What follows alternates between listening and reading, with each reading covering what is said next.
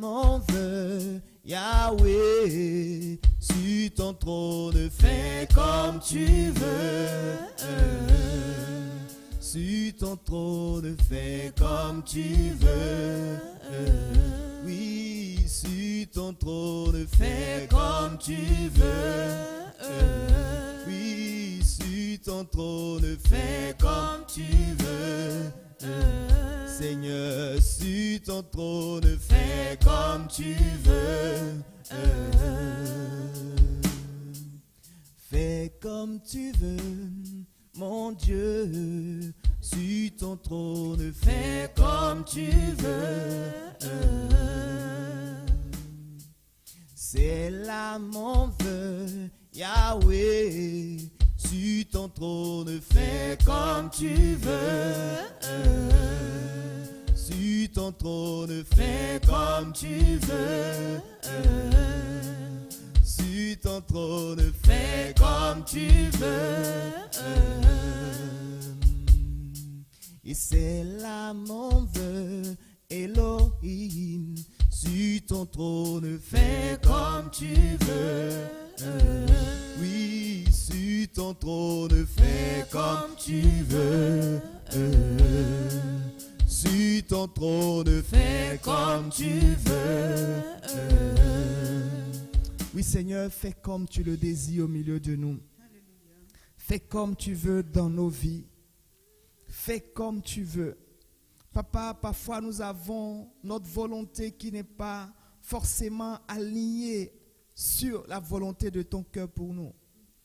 Mais papa, devant toi, nous voulons te dire, fais comme tu veux. Car une chose est sûre, tu feras tout concourir à notre bien. Tu feras absolument tout concourir à notre bien. Ta parole est vérité, ta parole est fidèle.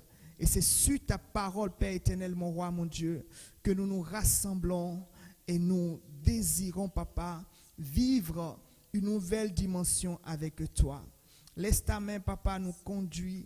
Laisse ta main opérer au milieu de nous. Laisse ta main nous remplir. Laisse ta main nous toucher. Cette main qui a touché Daniel. Cette main qui a touché Ézéchiel. Cette main qui a touché Élie. Cette main qui a touché Élisée. Cette main qui a touché Noé. Cette main qui a touché les disciples et qui a fait d'eux des flammes de feu. Alléluia. Merci Seigneur. Au nom de Jésus-Christ de Nazareth. Amen. Une fois encore, acclame le Seigneur et sois la bienvenue dans la présence de Dieu encore une fois. Amen. Tu peux t'asseoir.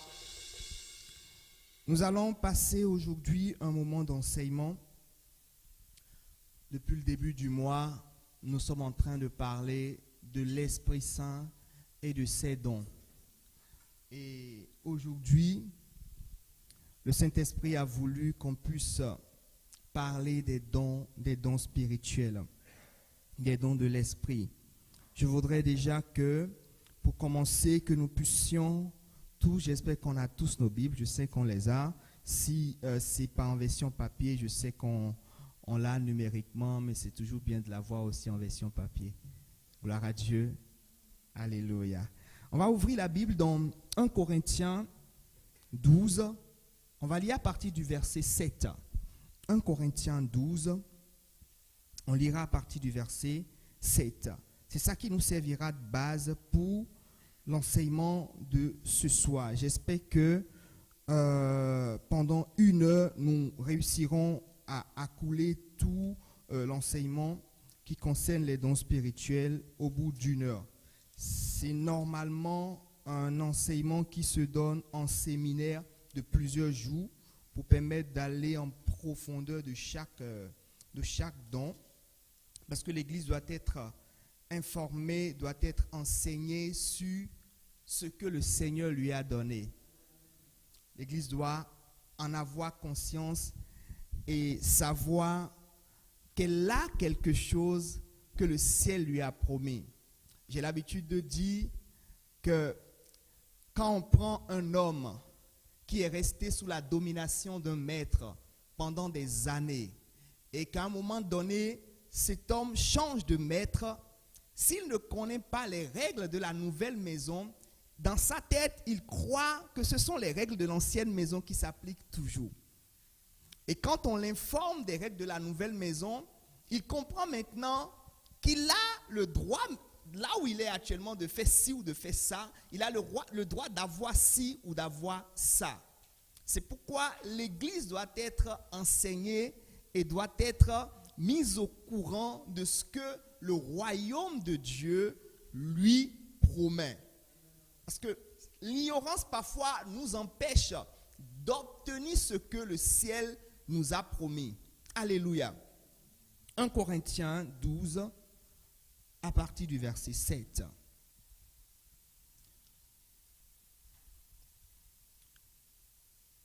Or, à chacun les manifestations de dons de l'esprit est données pour l'unité commune. En effet, à l'un est donné par l'esprit une parole de sagesse. Parole de sagesse. À un autre, une parole de connaissance, selon le même esprit. À un autre, la foi, par le même esprit. À un autre, le don des guérisons, par le même esprit. À un autre, le don d'opérer des miracles. À un autre, la prophétie. À un autre, le discernement des esprits. À un autre, la diversité des langues. À un autre, l'interprétation des langues. Un seul et même esprit opère toutes ces choses, les distribuant à chacun en particulier comme il veut. Alléluia. Les distribuant à chacun comme il veut. Et si on lit tout le verset, on dit que Jésus donne les ministères, le Père donne les opérations et l'Esprit donne les dons spirituels.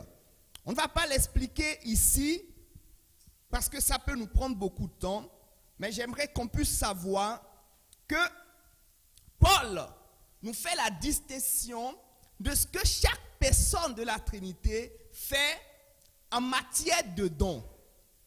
Dieu donne les diversités d'opérations et le Fils donne les ministères. Et la Bible nous dit que quand Christ est parti, il a pris des captifs et les a relâchés. Il a pris des captifs et les a relâchés. Et il y a un serviteur de Dieu qui dit, en réalité, les dons spirituels, c'est quelque chose que Dieu donne à l'Église, à des individus. Mais les ministères, c'est le ministre même qui est le don. C'est-à-dire, je suis par exemple appelé au ministère d'évangéliste, de prophète, d'apôtre. En tant que ministre, je suis un don. C'est-à-dire, Dieu m'a donné, il m'a pris et m'a donné à l'Église. Et le ministère, Dieu prend et donne ça à un individu pour que cette personne puisse l'utiliser pour le bien de l'Église. Et même pour le bien du monde. Parce que c'est le monde qui attend que les fils de Dieu puissent se révéler. Quand on lit ce texte biblique, on voit la manifestation de 9 dons. On nous a parlé de parole de sagesse, qui est un don spirituel. On nous a parlé de parole de connaissance, qui est un don spirituel. On nous a parlé de la foi, du don de foi, qui est un don spirituel. La foi est un don spirituel aussi. On nous a parlé du don des guérisons, du don d'opérer des miracles, du don de prophétie, à ne pas confondre avec le ministère de prophète. On nous a parlé du don de discernement des esprits, à ne pas confondre avec le discernement tout court. Ce n'est pas la même chose. Le don de discernement des esprits. On nous a parlé du don de la diversité des langues et le don d'interprétation des langues. Et tout ça est distribué par l'Esprit qui le distribue comme il le désire, selon son bon vouloir. Il peut en donner 5, il peut en donner 1 à quelqu'un, il en donne comme il veut. C'est de sa volonté. Alléluia. Mais Paul nous dit d'aspirer aux dons spirituels. Il faut aspirer. Quand Paul parle d'aspiration, c'est que tu te lèves, tu dis, je veux ça. J'ai besoin de ça. Et tu y aspires. Parfois, on ne voit pas des dons se développer en nous parce qu'on n'y aspire pas. Parce qu'on n'y aspire pas. On attire ce qu'on désire. Paul le sait, c'est pourquoi il dit à l'église, désirez les dons spirituels. Il dit, il ne faut pas que vous soyez ignorants en ce qui concerne les dons spirituels. Paul parle à une église ici, une église particulière, l'église des Corinthiens. Et cette église, c'est une église qui a manifesté et coulé énormément dans les dons spirituels. Cette église a manifesté les dons spirituels d'une certaine manière. Elle s'est vue comme une église particulière. Et la manifestation des dons spirituels les a en quelque sorte trompés. Ils ont commencé par vivre d'une manière bizarre. Et c'est à eux que Paul dit, j'ai entendu que des gens prennent même la femme de leur père, ainsi de suite. Mais remarquez quelque chose. À cette église, Paul n'a pas interdit la manifestation des dons spirituels. Mais au contraire, il leur a enseigné là-dessus. Il leur a enseigné à comprendre ce que c'est que les dons spirituels et comment ces dons se manifestent. Alléluia. Et ce soir, nous allons ensemble essayer de comprendre ce que c'est que les dons spirituels. Parce que l'Esprit en a donné à l'Église. L'Église a besoin de rudiments, d'équipements pour pouvoir faire la mission pour laquelle elle a été établie sur la terre. Jésus pouvait, le jour où l'Église a été, le jour où le Saint-Esprit est descendu sur l'Église, le jour où Jésus les a pris, parce que Jésus dit, vous serez baptisés d'Esprit, vous serez baptisés de l'Esprit, attendez ici, soyez regroupés, et attendez, vous serez baptisés de l'Esprit. Comme ça a été promis dans le livre de Joël. Alléluia. Si il ne voulait pas que l'Église puisse être utile à quelque chose sur cette terre, le jour où l'Église a été implantée, le jour où le Saint-Esprit est venu déposer son sceau pour prendre une communauté comme des gens que le Seigneur allait utiliser, il allait les enlever automatiquement. C'est pourquoi il a dit, vous devriez rester encore parce que vous avez quelque chose à faire. Quelque chose que je n'ai pas fini de faire, mais que je ferai au travers de vous.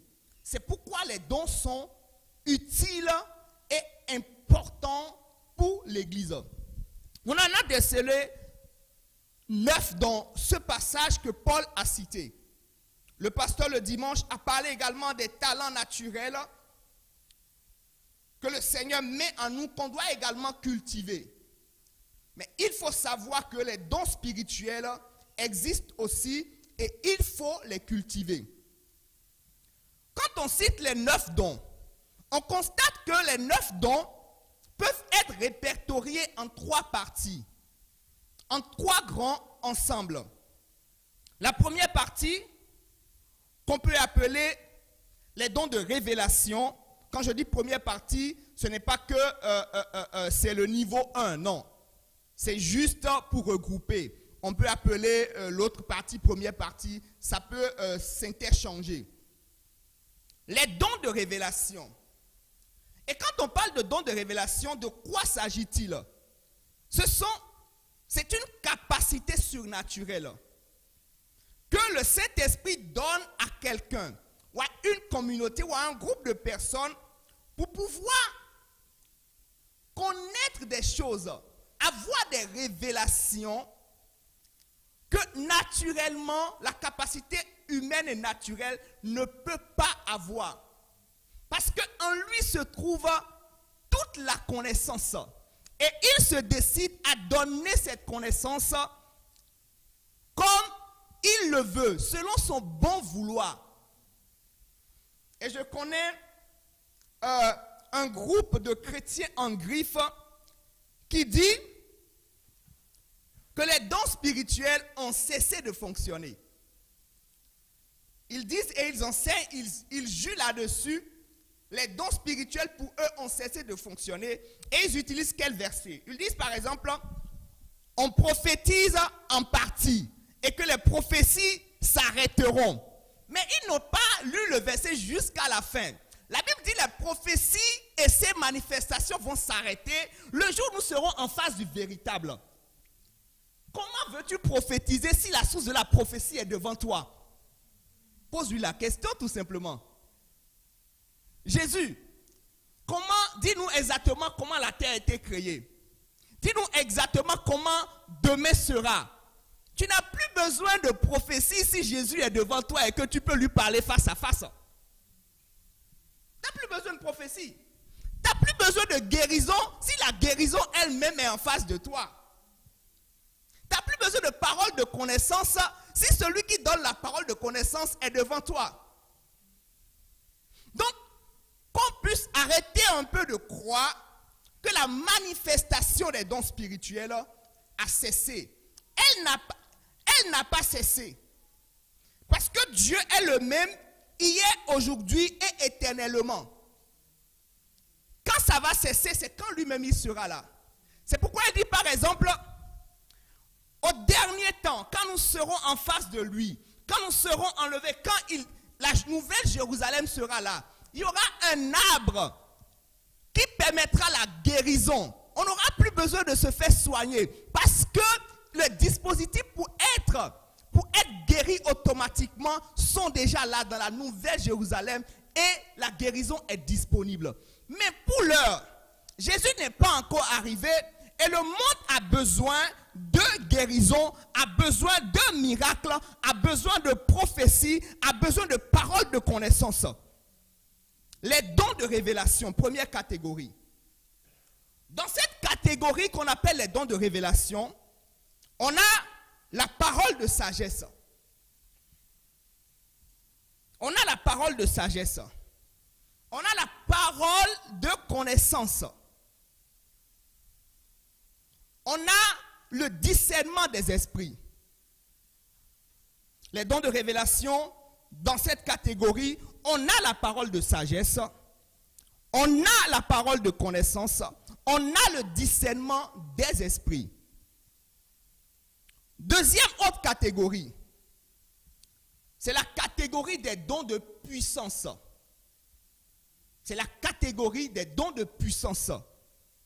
C'est une catégorie de dons qui permet à l'homme de voir l'omnipotence de Dieu.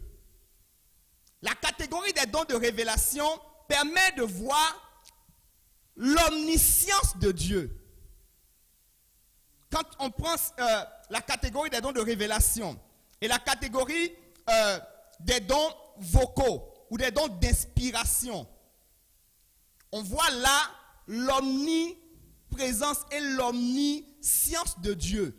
L'omniscience parce que Dieu connaît tout, Dieu est présent partout et peut voir tout à l'instant T, comme dans le futur, comme dans le passé. Dieu n'est pas limité par le temps. L'omnipuissance parce que son bras est engagé et son bras est puissant. Dans la catégorie des dons de puissance, on va citer le don des guérisons. Le don des guérisons. Le don de miracles. Et le don de foi. Je cite d'abord, après on va prendre chaque catégorie et décortiquer chaque aspect de ces dons. Et après on a les dons vocaux, ou appelés encore les dons d'inspiration. Là-dedans, on met la prophétie, le don de prophétie, le don de parler en langue, ou le don de diversité des langues, et le don d'interprétation des langues. Alléluia. Et ça nous fait, quand on les additionne, ça nous fait les 9 dons spirituels cités par Paul dans 1 Corinthiens 12 à partir du verset 7. Alors, on a parlé de la première catégorie, les dons de révélation, la parole de sagesse. C'est quoi donc la parole de sagesse? Quand la Bible parle de parole de sagesse, c'est quoi? Est-ce que c'est une sagesse naturelle?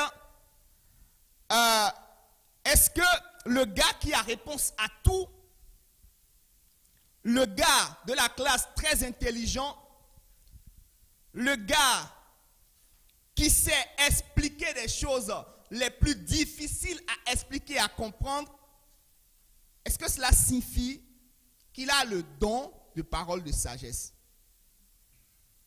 Non, pas forcément. Ça peut être un talent naturel. Qu'est-ce que c'est que le don de parole de sagesse? Nous savons tous que Dieu a une sagesse infinie. La sagesse de Dieu est infinie. Et Dieu, dans son immense amour et dans son caractère magnanime, décide d'accorder cette infime quantité, une infime quantité de sa sagesse à un homme pour résoudre ou pour se libérer d'une situation, pour régler un problème en un temps T. Afin peut-être d'éviter que son nom soit vilipendé ou d'apporter une solution dans une situation compliquée. Lisons la parole de Dieu. Allons dans 1 roi 3, on va lire du verset 16 au verset 28. Pour qu'on puisse participer à ce moment, si tu trouves la partie, tu nous aides à lire. Alléluia. C'est déjà projeté. C'est alors que 2 femmes prostituées vinrent chez le roi et se présentaient devant lui. L'une des femmes dit, « Pardon, mon Seigneur, cette femme et moi, nous habitons dans la même maison et j'ai couché près d'elle dans la maison. 3 jours après, cette femme j'ai accouché plutôt près d'elle dans la maison. Cette femme aussi a accouché, nous habitons ensemble, il n'y a aucun étranger avec nous dans la maison. Il n'y a que nous 2. Le fils de cette femme est mort pendant la nuit parce qu'elle s'était couchée sur lui.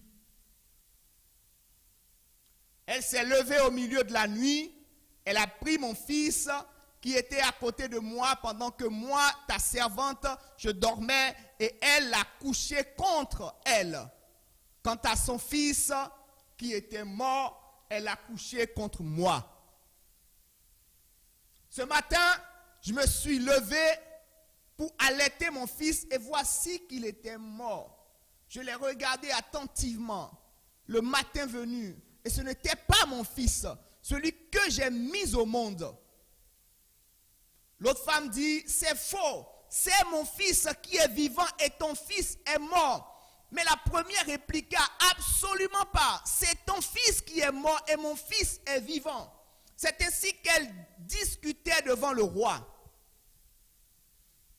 Et comme le disent les gens, bim, quelque chose s'est passé. Le roi constata. L'une dit, c'est mon fils qui est vivant et ton fils est mort. Et l'autre dit, absolument pas, c'est ton fils qui est mort et mon fils qui est vivant. C'est difficile quand même, puisqu'en ce moment, il n'y avait pas d'appareil photo pour qu'on puisse savoir de qui est ce fils mort ou de qui est le fils vivant. Aujourd'hui, c'est facile parce que tous les parents prennent une photo des enfants quand ils naissent. On constate aussi que quelques jours après, les enfants changent de visage. Alléluia. Puis il ordonna, apportez-moi une épée. Au prime abord, on dit, ça c'est un roi méchant. Les femmes ont perdu leurs enfants ou un enfant et lui, il veut prendre une épée peut-être pour décapiter les deux femmes, parce qu'elles ont peut-être été inconscientes et n'ont pas pris soin de l'enfant. On apporta une épée devant le roi. Le roi dit alors, coupez en deux l'enfant qui est en vie et donnez-en la moitié à chacune. Problème réglé. Alors la femme dont le fils était vivant fut remplie de compassion pour son fils et elle dit au roi, « Ah mon roi, donnez-lui l'enfant qui est vivant, ne le faites pas mourir. » Mais l'autre répliqua, « Il ne sera ni à moi ni à toi, coupez-le. » Prenant la parole, le roi dit alors, « Donnez l'enfant qui est vivant à la première, ne le faites pas mourir, c'est elle qui est sa mère. » Alléluia. Tout Israël a pris le jugement que le roi avait prononcé et l'on éprouva de la crainte envers lui. En effet, on avait constaté qu'il bénéficiait de la sagesse de Dieu pour exercer la justice. Salomon avait reçu ce don de sagesse qui lui permettait de régler des problèmes, de porter un jugement sur des situations naturellement compliquées. Ce n'était pas une capacité humaine. Ça, c'est un don qui s'est manifesté dans l'office de roi de Salomon. Un exemple simple de manifestation de parole de sagesse. Le don de parole de sagesse s'est manifesté également plusieurs fois dans la vie de Jésus. Quand nous prenons Matthieu 22 et nous lisons du verset 17 au verset 22, nous voyons quelque chose. Les gens voulaient piéger Jésus. Ça, c'est un gros piège. Je suis sûr que si j'étais à sa place, je tomberais dedans. Il n'y a rien à faire. Je dis, c'est Matthieu 22, verset 17 au verset 22. Les gens demandent à Jésus, dis-nous Seigneur, est-ce que nous devons payer l'impôt à César? Dis-nous donc ce que tu en penses. Est-il permis ou non de payer l'impôt à l'empereur? Ils savent que si Jésus dit non, ne payez pas l'impôt à l'empereur, Rome va l'appeler incitateur de rébellion ou chef de file de rébellion. Et ils savent aussi que si Jésus répond, payez l'impôt à l'empereur, les Israélites vont dire, tu bosses pour l'Empire romain. Tu bosses pour l'Empire romain et on sait que les Israélites en ce moment avaient une haine terrible contre l'Empire romain. Alors Jésus a manifesté cette divinité en lui par la parole de connaissance. La Bible nous dit qu'il demande aux gens de lui amener une pièce. Les gens lui amènent une pièce et il leur montre la pièce. Il dit de qui? L'effigie, l'image qui est sur cette pièce est l'image de qui? Et tout le monde répond César. Réponse extraordinaire. Donnez à César ce qui est à César, à Dieu ce qui est à Dieu. Ce n'est pas Dieu qui est dessiné sur cette pièce. Cette pièce est à l'effigie de César. Allez donner cette pièce à César. Donnez l'argent à César. Et la gloire qui revient à Dieu, donnez cela à Dieu. L'obéissance que vous devrez à Dieu, donnez cette obéissance à Dieu. C'était la parole de sagesse qui a permis à Jésus de se libérer de ce piège. Et c'était un véritable piège. L'Église a besoin de la parole de sagesse. Parce que le monde est rusé aujourd'hui. Les gens tentent de démontrer que nous servons un Dieu mort, que notre Dieu n'existe pas, que notre Dieu n'a pas de pouvoir et de potentiel. Notre Dieu n'est pas tout puissant. Avec la parole de sagesse, nous pouvons donner réponse aux accusateurs. Alléluia. La parole de sagesse, un don spirituel.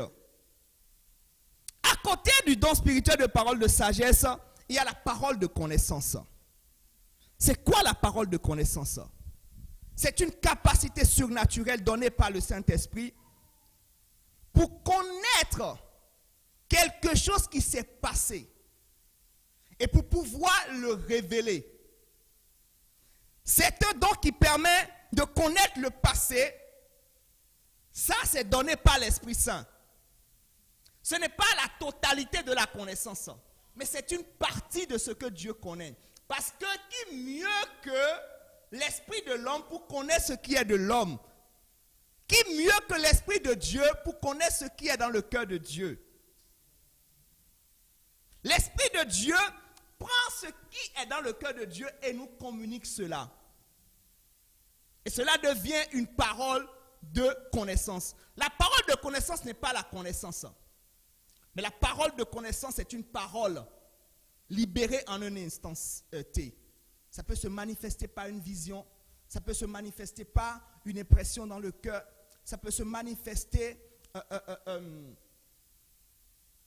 par quoi encore? Par l'apparition d'un ange qui donne un message. Mais c'est surnaturel. Dans Jean 4, verset Jean 4, 15 à 26. Est-ce qu'on peut ouvrir ça rapidement? Jean 4, 15 à 26. Jean 4, 15 à 26. On va prendre un exemple. L'exemple de la femme samaritaine. Et nous allons comprendre comment le don de parole de connaissance a fonctionné et agi dans ce cas. La femme lui dit, Seigneur, donne-moi cette eau afin que je n'ai plus soif et que je n'ai plus à venir puiser ici. Va, appelle ton mari, lui dit Jésus, et reviens ici. La femme répondit, je n'ai pas de mari. Jésus lui dit, tu as bien fait de dire, je n'ai pas de mari. Car tu as eu 5 maris. Et l'homme que tu as maintenant n'est pas ton mari. En cela, tu as dit la vérité. Seigneur, lui dit la femme, je vois que tu es un prophète. Parce qu'on lui a révélé quelque chose. Elle dit, ah là, je vois que tu es un prophète. Parce que c'est une capacité que manifestent les prophètes. Alléluia. Nous sommes à quel verset? Verset 20. Nous avons adoré, nos ancêtres ont adoré sur cette montagne. Et vous dites que l'endroit où il faut adorer est à Jérusalem. Descendons un peu. Femme, lui dit Jésus, crois-moi, l'heure est venue. Est-ce qu'on peut descendre encore? Vous adorez ce que vous ne connaissez pas. Nous adorons ce que nous connaissons. Quand on lit la suite, on voit que cette femme, après avoir reconnu que Jésus était prophète, va dire, tu es le Messie. Tu es le Messie qu'on nous a promis. Parce qu'elle a vu quelque chose de surnaturel. Et elle ne s'est pas arrêtée là. Comment la parole de connaissance est un don extraordinaire au service de l'Église. Cette femme va et rentre dans la ville. Et elle dit à la population, venez voir un homme qui m'a raconté tout ce que j'ai eu à faire dans le passé.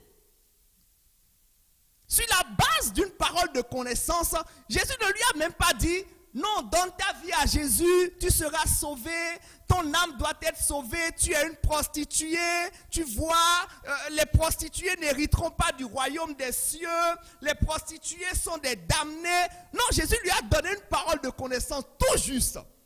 Tout juste. Et elle est rentrée et elle a fait le boulot à la place de Jésus.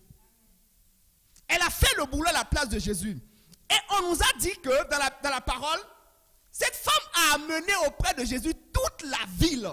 Et les gens ont dit, on n'a pas cru parce qu'elle nous a raconté. Pas seulement parce qu'elle nous a raconté, parce que nous-mêmes, on vient de constater que tu es véritablement le Messie.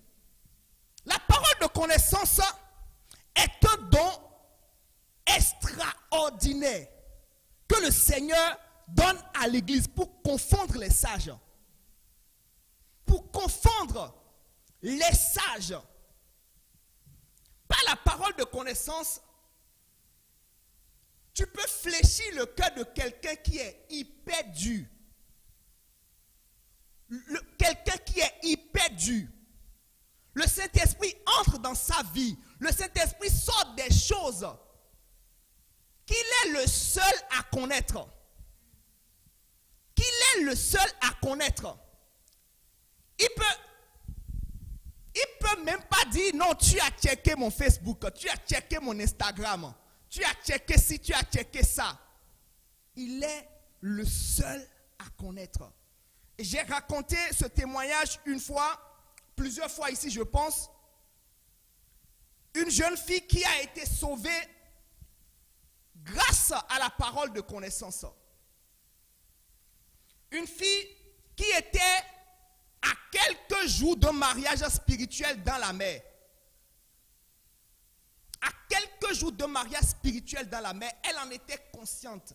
Elle savait que tel jour, elle allait contracter un mariage spirituel dans la mer. Et parce que par la parole de connaissance, on lui a dit, tu as eu une relation sexuelle avec une femme. Et elle ne voulait pas l'avouer. Mais après, elle a avoué d'elle-même. Et ça a permis de la délivrer. Et la femme avec qui elle a couché lui avait montré une bouteille où il y avait un poisson dedans, lui disant, ça, le poisson est ton mari. Ce n'est pas une histoire fomentée, c'est une histoire vraie. Je connais la personne, j'ai vécu avec la personne, j'ai vécu toute la scène, j'étais un acteur de la scène. Et c'est grâce à cette parole de connaissance qu'elle a été libérée. La parole de connaissance est utile pour l'Église. Parce qu'il y a des combats parfois, sans parole de connaissance, vous ne pouvez pas bouger. Sans parole de connaissance, vous ne pouvez pas décanter cette situation. Parce qu'il faut connaître le nœud d'un problème avant de pouvoir attaquer le problème. C'est pourquoi parfois, et bien souvent, demandons au Saint-Esprit, qu'est-ce qui se cache devant tel problème? Et par la parole de connaissance, il pourra nous révéler cela. Alléluia.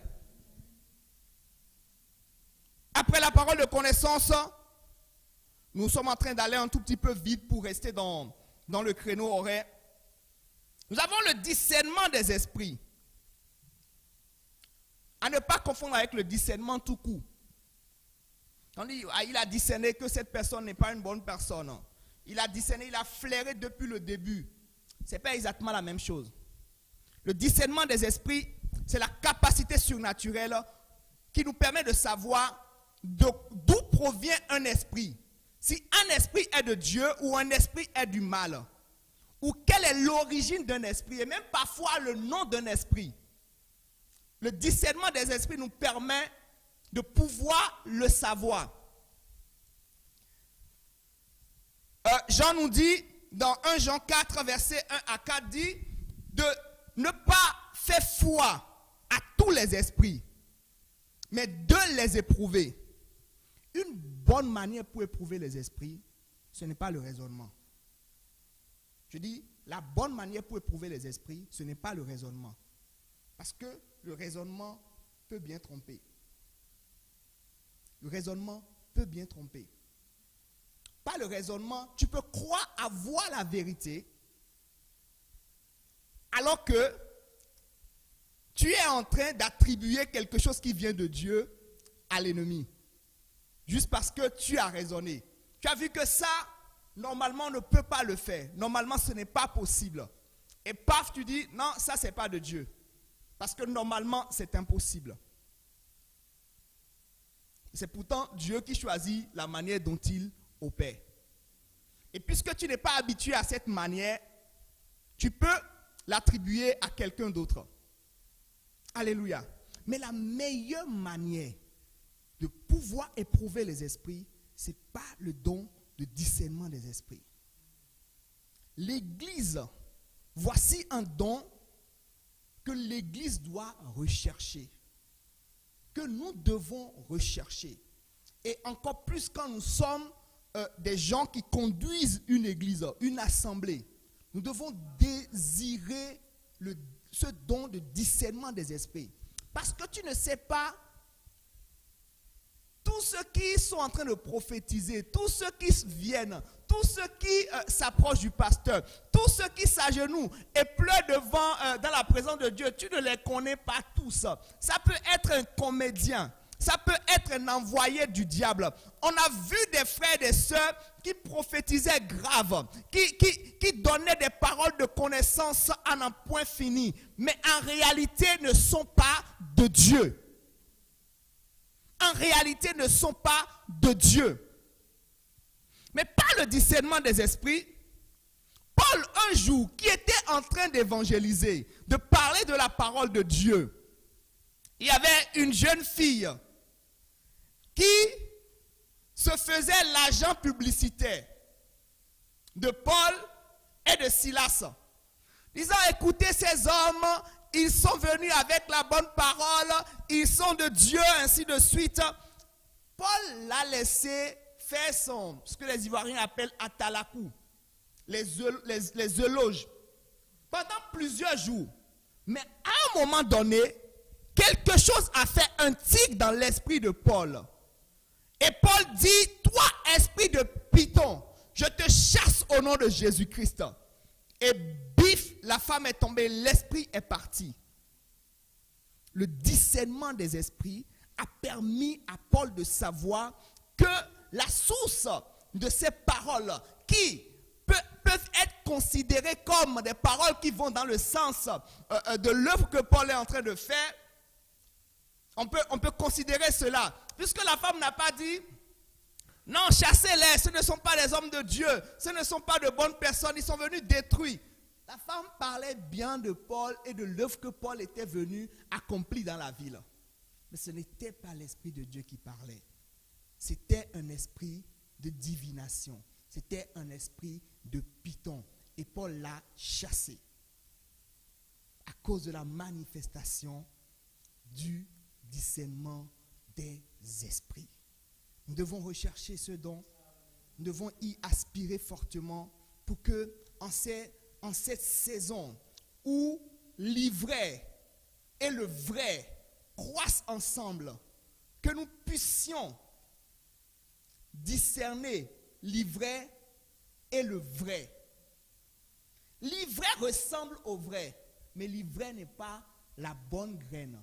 L'ivraie n'est pas le blé. L'ivraie peut ressembler au blé, mais en réalité, à la fin, l'ivraie ne porte pas de fruits. L'ivraie ne porte pas de fruits.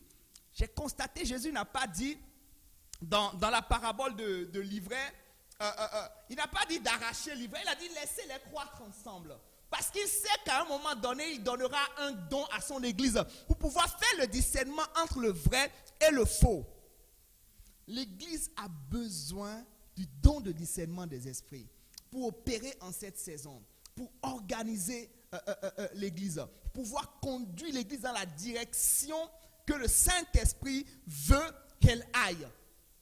Le discernement des esprits. Troisième don spirituel, pour clôturer la catégorie des dons de révélation.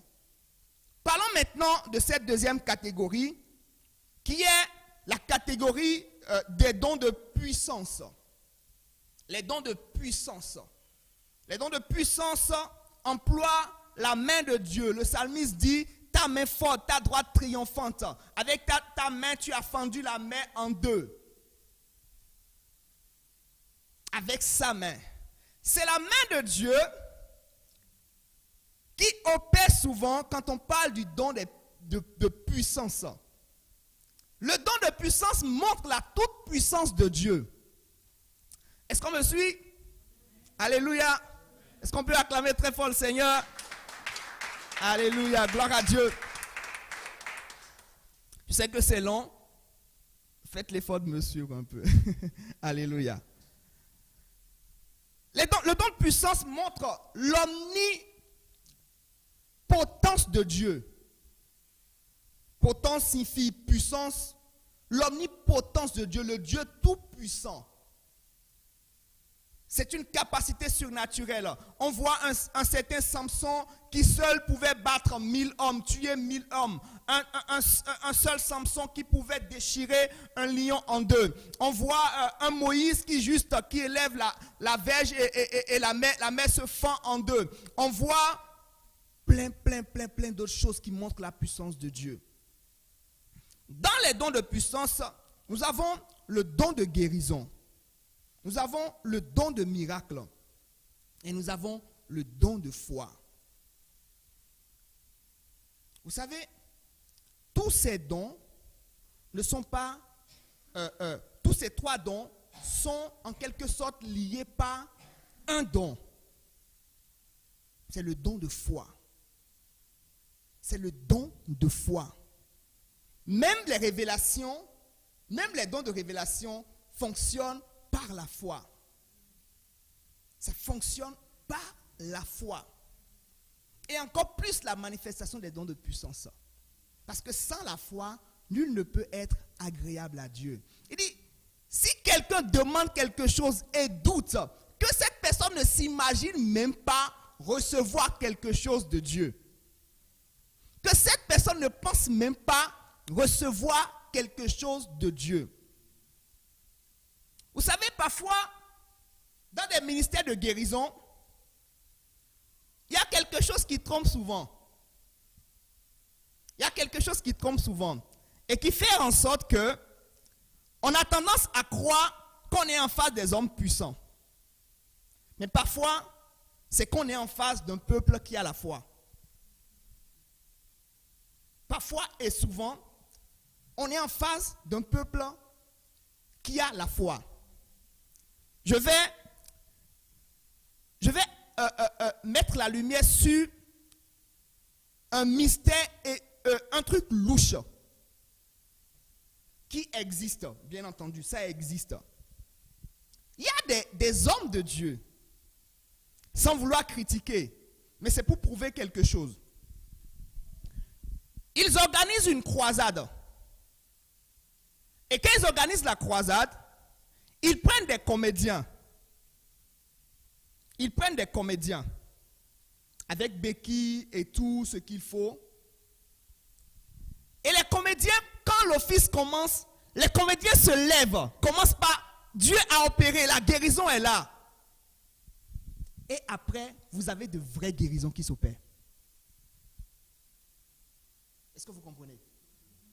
Après ça, vous avez de vraies guérisons qui s'opèrent. Comment ça se fait? Parce que quand les comédiens ont fait leur travail, ça a réveillé la foi d'autres personnes. Ça a réveillé la foi de ceux qui sont malades et qui ont soif de guérison. Et cela, c'est plus facile que la guérison s'opère. Ce n'est plus l'homme de Dieu, mais c'est leur foi qui a opéré le miracle. C'est la foi qui a opéré le miracle. Ça ne veut pas dire que tous les paralytiques qui se lèvent sont des comédiens. Je n'ai pas dit ça. Mais je dis, ça existe. Ça existe. Alléluia. Ça existe. Exception, pas de problème.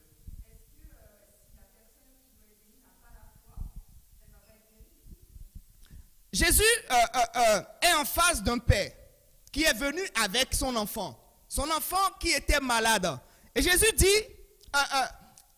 l'homme dit à Jésus, si tu peux quelque chose, viens-nous en aide. Et Jésus le regarde, dit, si je peux. Et l'homme ajoute, viens en aide à mon incrédulité. Viens en aide à mon incrédulité. Parfois, à cause du manque de foi, l'homme de Dieu peut avoir l'onction, mais sa foi ne s'allie pas à ta foi pour faire l'opération. Je vais vous montrer quelque chose. Pierre et Jean se sont retrouvés en face de la porte qu'on appelle la Belle, avec un paralytique qu'on venait faire asseoir là pour mendier.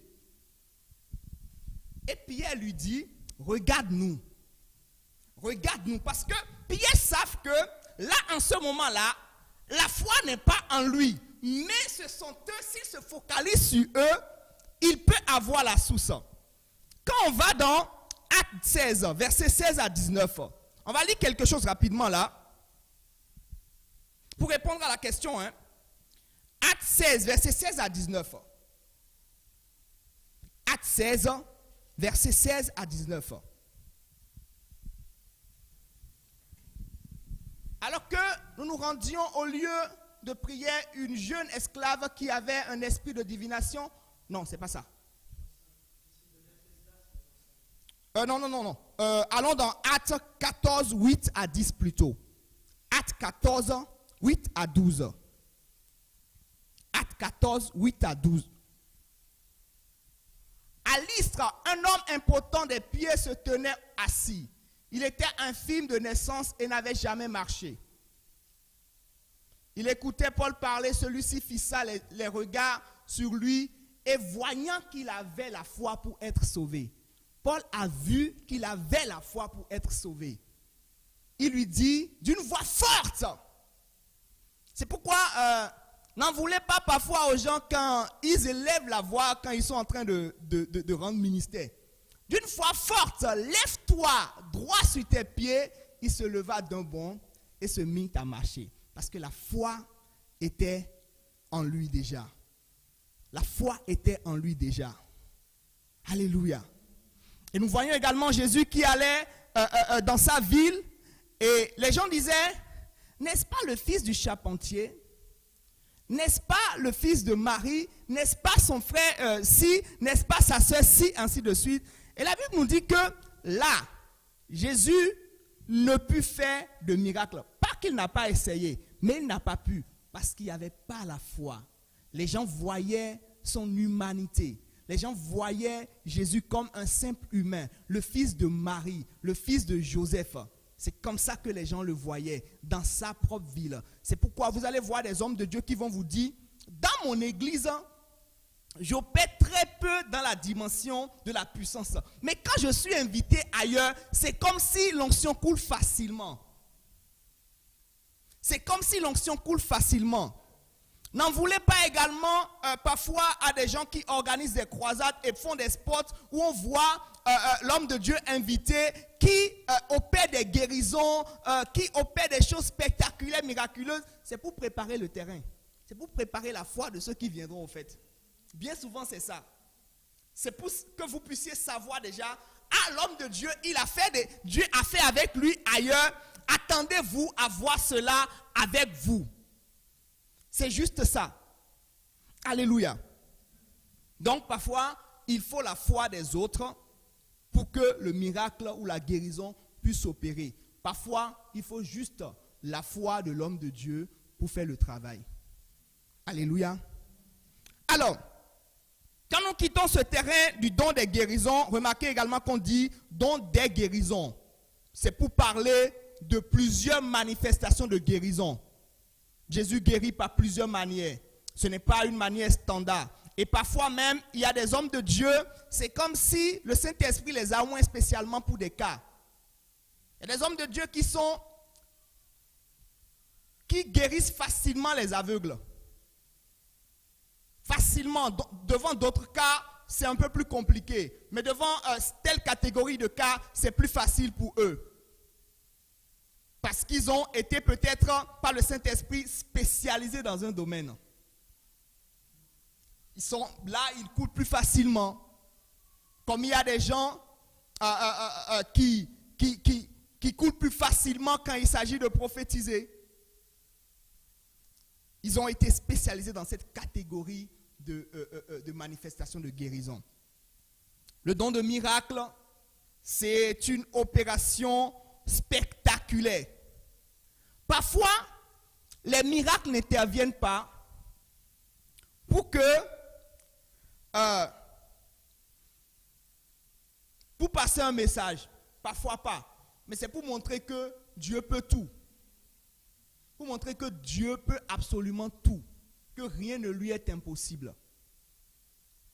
Jésus a marché sur l'eau. Quelqu'un dit, vous faites des choses extraordinaires. Ça sauve qui? Non. Est-ce que quelqu'un s'est converti quand tu as fait cette chose extraordinaire? Parfois, c'est juste pour montrer que Dieu est capable de tout, absolument tout, et rien ne lui est impossible. Il n'y a pas de loi naturelle qui dépasse son entendement. La guérison. Je vais montrer encore, revenons un tout petit peu sur la guérison. Parce que parfois, il y a des guérisons miraculeuses qu'on met également dans la catégorie des miracles. Je prends Naaman, ce général assyrien lépreux. Naaman est quelqu'un qui ne connaissait pas le Dieu d'Israël. Mais il était atteint d'une infirmité qui est la lèpre. La lèpre, c'est comme si tu ne peux plus rester dans la société. On t'isole. Lui, le général, qui a obtenu d'énormes victoires, atteint de lèpre. On l'envoie en Israël. Parce que sa servante a eu l'aimabilité de dire, il y a quelqu'un, si mon Seigneur peut aller en Israël, il y a un prophète à qui Dieu a donné la puissance, ce prophète va le guérir. Naaman va en Israël, le prophète ne le reçoit même pas. Mais Naaman, le prophète dit à Naaman, va te plonger dans le Jourdain 7 fois. Et Naaman frustré, lui, ayant été habitué aux honneurs, on lui a remis une lettre à remettre au roi, et c'est un simple prophète qui refuse de le recevoir, qui lui dit, va te plonger dans le Jourdain, une eau boueuse, une eau bizarre, en griffe. Il dit à son serviteur, il y a plein de coups d'eau en Assyrie, je pouvais me laver là-bas et être guéri et tout. On lui dit, va essayer. Et Naaman essaie. Naaman se plonge 7 fois et paf, Naaman est guéri. La lèpre est partie. Sa peau devient une peau neuve. C'est une guérison, mais également miraculeuse. Ce qui me surprend et ce qui est waouh, c'est que Naaman se retrouve devant le prophète et dit, prophète, demande-moi ce que tu veux, de l'or, des terres. Si tu veux que je parle au roi pour toi, je te ferai tout. Le prophète dit, non, j'ai besoin de rien du tout. Il dit, bon, prophète, permets-moi une chose. Il dit, aujourd'hui je reconnais qu'il y a un seul Dieu, c'est le Dieu qui est en Israël. Et il dit au prophète, mais s'il te plaît, plaide pour moi auprès de Dieu pour une chose. Parce que quand je retournerai en Assyrie, à un moment donné, le roi m'amènera dans le temple de ces dieux. Et quand le roi va se prosterner, il va s'appuyer sur moi. Donc je serai obligé de me prosterner aussi, sinon peut-être le roi me coupera la tête. Il dit, dis à Dieu, plaide à Dieu que ça, il me pardonne. Ça veut dire que Naaman, à cause d'un miracle, d'une guérison, a renoncé à ses dieux pour adopter le Dieu des Israélites. À cause d'une guérison, à cause d'un miracle, quelqu'un peut renier en un clin d'œil ce que une heure de message ne pourront pas faire. Une seule guérison, un seul miracle l'a fait dans la vie de Naaman. Une seule guérison. Le prophète n'a même pas parlé. Cette guérison a suffi pour que Naaman rejette les dieux d'Assyrie. Ça veut dire que nous sommes capables de faire des choses prodigieuses. Nous sommes capables de confondre ce monde. Si nous avons reçu cette puissance de Dieu pour pouvoir opérer des miracles et des guérisons, des gens viendront à Christ en masse. Alléluia. Jésus disait, vous ne me suivez pas parce que vous m'entendez. Vous me suivez parce que vous avez eu du pain. Le pain est descendu et vous en avez mangé à foison. Il en est resté encore. Parce que le miracle s'est manifesté. Le miracle s'est manifesté. Alléluia. Paul dit, ce n'est pas des discours persuasifs que je vous ai annoncé l'évangile, mais ce n'est pas la démonstration de la puissance. Et Jésus dit à l'église, vous n'avez pas encore tout ce qu'il faut pour aller dans le monde. Attendez ici, parce que vous serez revêtus d'une puissance. Le Saint-Esprit survenant sur vous, pour que vous soyez mes témoins. Les dons de puissance. Pas la guérison, pas les miracles. Les apôtres ont bouleversé le monde. Des gens qui étaient des illettrés, il ne savait pas écrire. Si ce n'est Paul qui avait cette capacité. Parce qu'il était intellectuel. Ils ont révolutionné le monde. Depuis des siècles, et nous sommes des descendants de ces apôtres-là. Et le Dieu qui a fait avec eux, ce Dieu-là existe encore aujourd'hui. Il est le même hier, aujourd'hui et éternellement. Alléluia. Gloire à Dieu. J'ai parlé des 3 dons qui composent les dons de puissance. La guérison, le don de guérison, miracle et le don de foi. Le don de foi s'est manifesté dans la vie de Daniel. Daniel qui n'avait pas peur qu'on le jette dans la fosse au lion parce qu'il avait la foi. Encore plus Méchak, Shadrach, Abednego qui ont dit, tu peux nous jeter dans la fournaise Adam. Mais nous savons une chose, notre Dieu nous délivrera de tes mains et de cette fournaise. Ce n'est pas la foi qu'on peut dire ça. Notre Dieu nous délivrera. La foi, ce n'est pas qu'une proclamation, ce n'est pas de dire, oui, j'ai la foi, il le fera. La foi te saisit et tu sais que tu as cette assurance que cela s'opérera, que cela arrivera. Le don de foi peut venir instantanément et tu te retrouves dans le même cas 2 jours plus tard et tu ne ressens plus ça. Mais là, ça vient et ça te prend. Tu crois que Dieu est capable de tout. On peut aligner tous les mots et tous les discours. Toi, tu sais qu'il le fera. Parce qu'à ce moment donné, tu as le don de foi qui est en train de se manifester.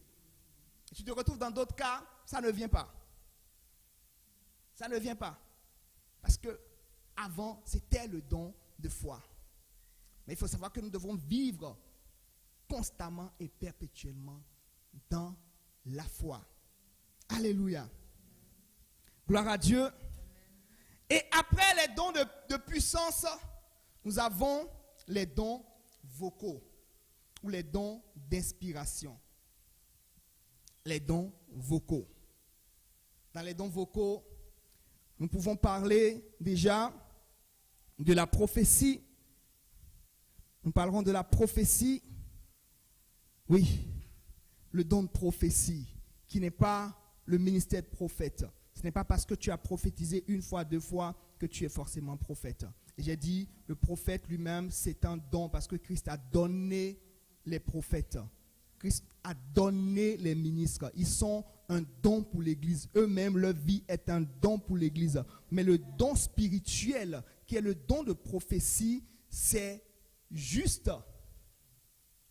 un don, juste une capacité que le Seigneur donne à des individus, tout simplement. Moïse fait une prière, puisse l'assemblée d'Israël soit constituée de prophètes, c'est-à-dire de gens qui prophétisent. Et Jésus dit, pas Jésus, dans Joël, la promesse de Dieu sort pour dire, dans les derniers jours, je répandrai de mon esprit.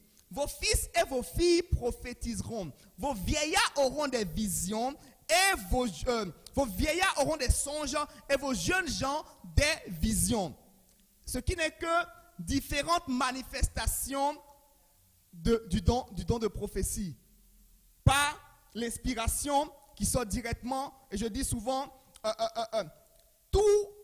toutes les prophéties ne viennent pas forcément par la vision. Et la vision n'est pas un don. Parce qu'on entend souvent les gens qui disent tu as le don de vision. Non, la vision n'est pas un don. C'est la prophétie qui est un don. Alléluia. Ça peut se manifester par la vision. Ça peut se manifester par un songe. Ça peut se manifester par l'apparition d'un ange qui donne un message. Ça peut se manifester par l'inspiration. Et c'est souvent, beaucoup expérimentent l'inspiration. La prophétie par l'inspiration. Et là, il faut que ce qui coule ceux qui ont reçu cette grâce de prophétiser par inspiration, puissent s'habituer à la parole et puissent vivre dans une vie de prière et dans une vie de consécration. Parce que là, la guerre chair et esprit est très facile. Est très facile. Pour quelqu'un, moi, qui ai expérimenté plusieurs fois ce don, il arrive des moments où tu reçois des messages et tu te poses la question, est-ce que c'est ta chair ou est-ce que c'est l'Esprit de Dieu? Ça, je vous dis la vérité. Tu te poses la question, est-ce que c'est ta chair ou l'Esprit de Dieu? Je donnais l'exemple une fois, j'étais dans une maison et il y avait un nom qui revenait. Je me dis, c'est ma chair. À un moment donné, je me suis dit, ok, jette-toi à l'eau. Je dis le nom et c'était un nom de la maison. De la maison. Parfois, tu te surprends, tu dis, et quand on te dit, ah ouais, toi-même tu fais comme ça, tu dis, ah bon. Donc, c'était l'Esprit de Dieu. C'est pourquoi, il y a un serviteur de Dieu qui dit,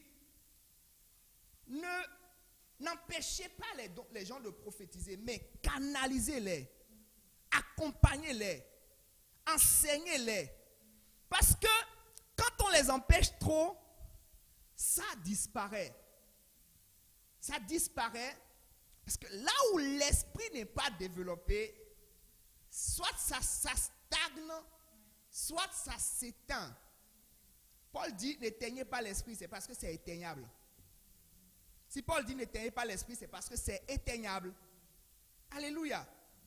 Et n'ayons pas peur parfois, parce que parfois, quand on est sur la puissance du don de prophétie, ça peut se manifester de manière bizarre. Quelqu'un peut être en train de prophétiser par des pleurs. Je vous donne l'exemple de Élisée. Élisée voit un futur roi et lui dit, toi tu seras roi. Mais l'instant d'après, Élisée se met à couler des larmes. Et le gars lui dit, pourquoi tu coules des larmes? Élisée lui dit, je coule des larmes parce que je vois ce que tu feras dans quelques années. Tu tueras beaucoup d'enfants de Dieu. Élisée a prophétisé avec l'émotion et le cœur de Dieu. Souvent, on peut prophétiser avec le cœur de Dieu. Parfois, tu prophétises et tu prophétises tout banalement, comme si de rien n'était. Tu n'as pas d'état d'âme, tu n'as pas de... Parfois, tu es en train de prophétiser et les paroles viennent par saccades, ça vient.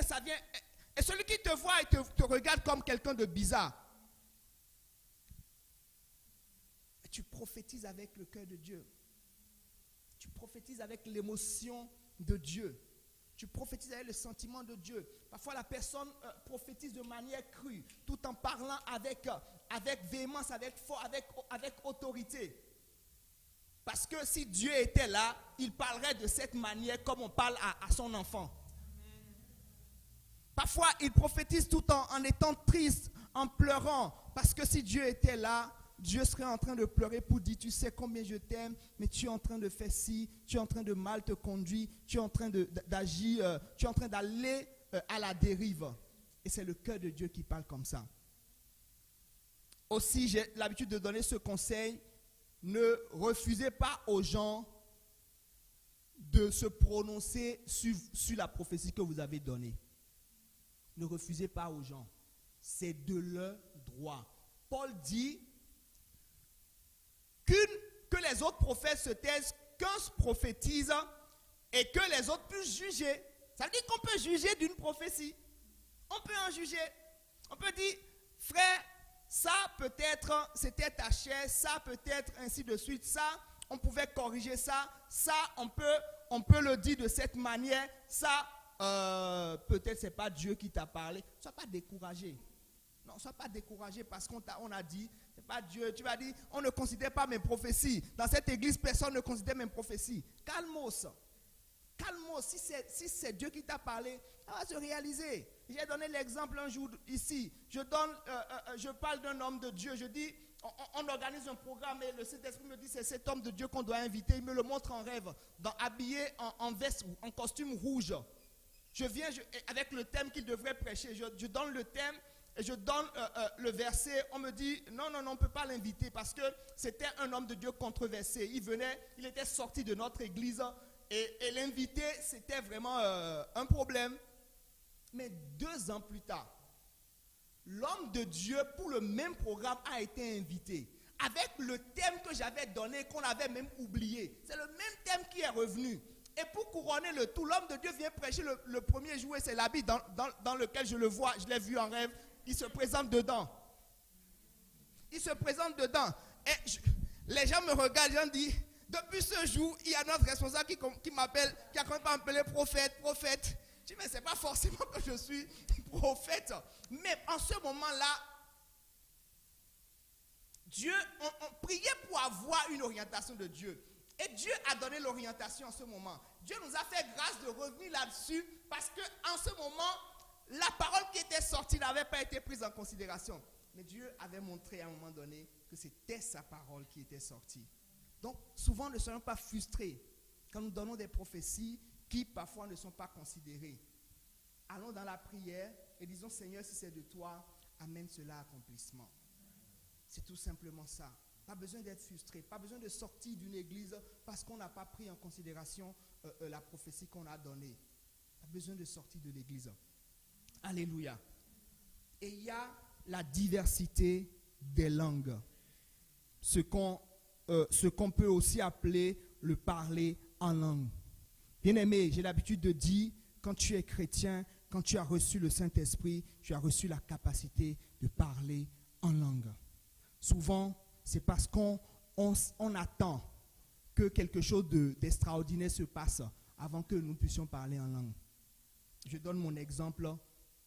J'ai parlé en langue pour la première fois seul dans ma chambre. Seul dans ma chambre. Il n'y avait pas d'extraordinaire. Qu'est-ce qui a créé le déclic? Je savais que j'avais reçu le Saint-Esprit. Et j'avais des frères qui parlaient en langue déjà, qui m'ont raconté leur témoignage, qui ont quelque chose d'extraordinaire, je me suis mis à parler une langue que je ne connais pas. J'ai lu un livre en ce moment où l'auteur disait, vous pouvez parler en langue parce que vous avez reçu le Saint-Esprit. Et j'ai dit, Seigneur, donne-moi de te louer dans une langue que je ne connais pas. C'est ce que j'ai dit au Seigneur ce jour-là. Donne-moi de te louer dans une langue que je ne connais pas. Et je me rappelais, parce que mes frères m'avaient raconté, j'ai vécu une expérience extraordinaire, je parlais en langue. Moi-même, j'essayais, je parlais, mais les autres mots ne venaient pas. Je peux sortir le riz, mais les autres ne venaient pas. Je peux sortir, mais ça ne venait pas. Mais ce jour-là, j'ai fini à peine de parler à Dieu, que j'ai ouvert ma bouche pour commencer par louer Dieu et je sors un mot, le reste a commencé par couler. Le reste a coulé tout facilement, sans agitation. Je n'ai pas roulé par terre, je n'ai pas cogné ma tête contre un mur, je n'ai pas tapé ma tête, je n'ai pas sauté, pas du tout. C'était un samedi dans ma chambre. Le dimanche, on était en réunion, on devrait prier pour une sœur, pour sa délivrance. Et ce jour-là, le Saint-Esprit me saisit, j'ai parlé en langue plus fortement que la veille.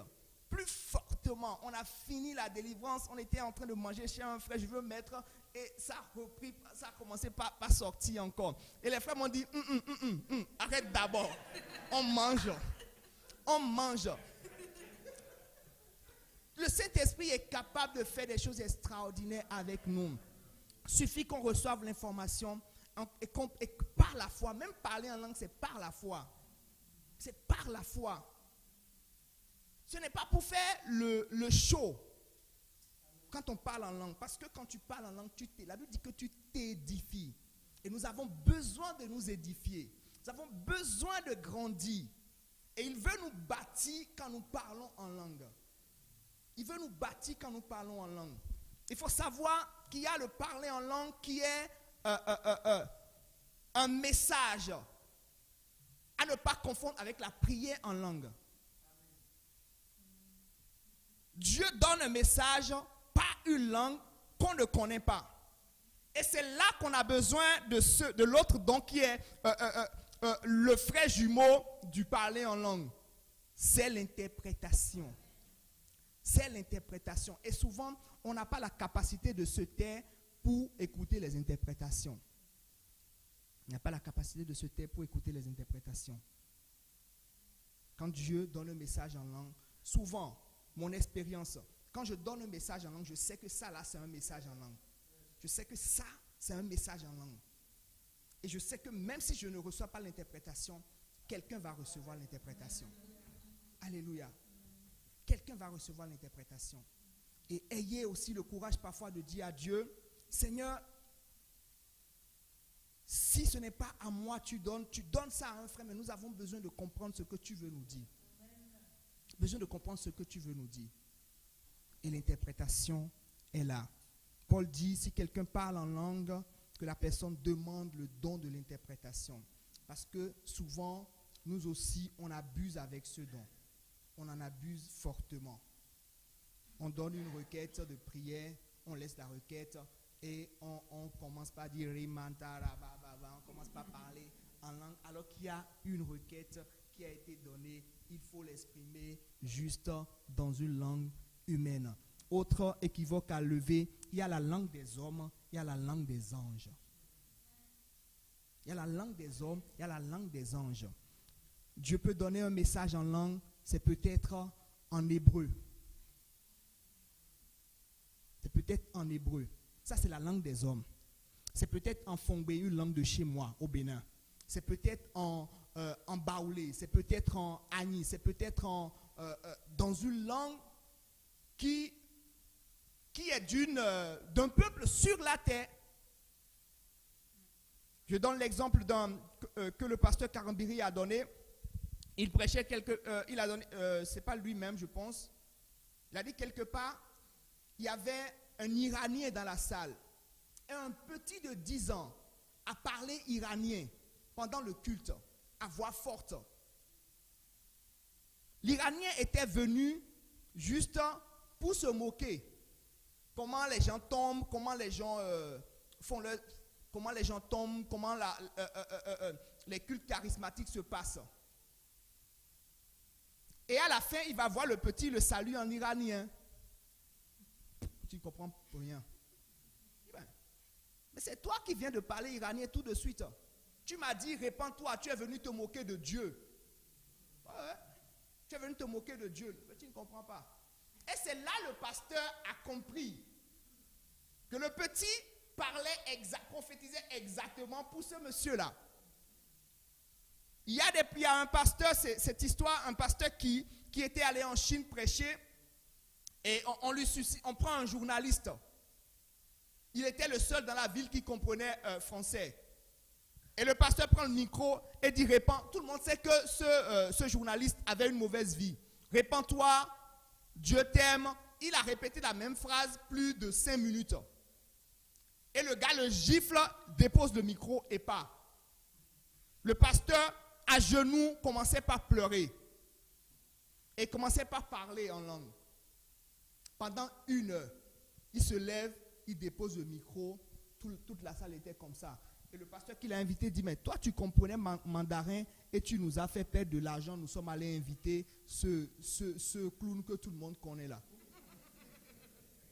Le Saint-Esprit l'a fait parler une langue qu'il ne connaissait pas. Ça c'est la langue des hommes. Mais il y a la langue des anges. Il y a la langue des anges que souvent, Paul dit, ils disent des mystères qu'eux-mêmes, ils ne comprennent pas. On parle parfois en langue des anges, mais on ne comprend pas ce qu'on dit. Souvent, il n'y a même pas d'interprétation. Souvent, il n'y a même pas d'interprétation. Alléluia.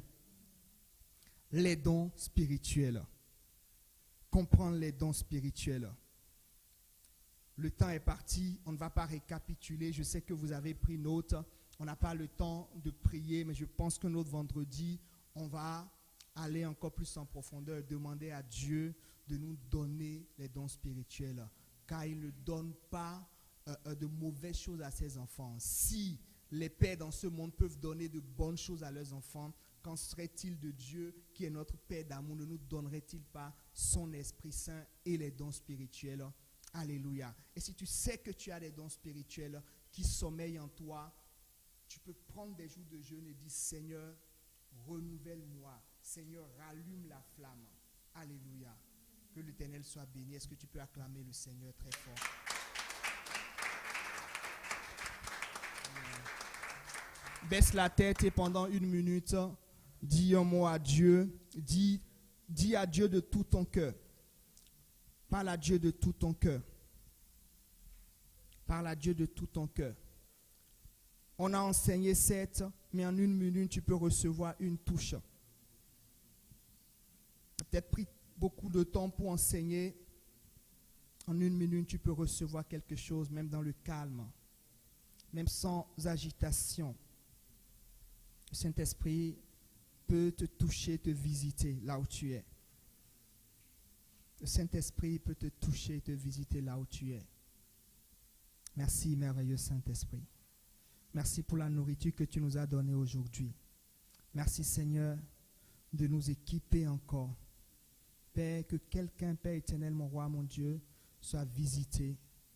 Que quelqu'un soit touché. Déverse tes dons dans ton église, Seigneur, car nous en avons besoin. Tu sais que nous avons besoin de tes dons spirituels pour impacter Lyon, pour impacter la France, pour impacter les extrémités de la terre. Nous avons besoin, Seigneur, de tes dons. C'est pourquoi, Papa, nous les demandons dans le nom de Jésus-Christ. Nous les demandons, Seigneur. Nous les demandons, Seigneur. Fais-nous grâce, Papa. Alléluia. Au nom de Jésus-Christ. Amen. Amen. Gloire à Dieu. Rendez-vous dimanche. On se retrouve ici pour adorer le Seigneur ensemble. Et j'aimerais que pour les autres vendredis, que nous invitons nos amis pour prier ensemble, pour écouter la parole de Dieu ensemble. Le Seigneur est en train de faire quelque chose dans nos vies. Et nous verrons de grandes choses dans le nom de Jésus-Christ. Amen. Soyez bénis.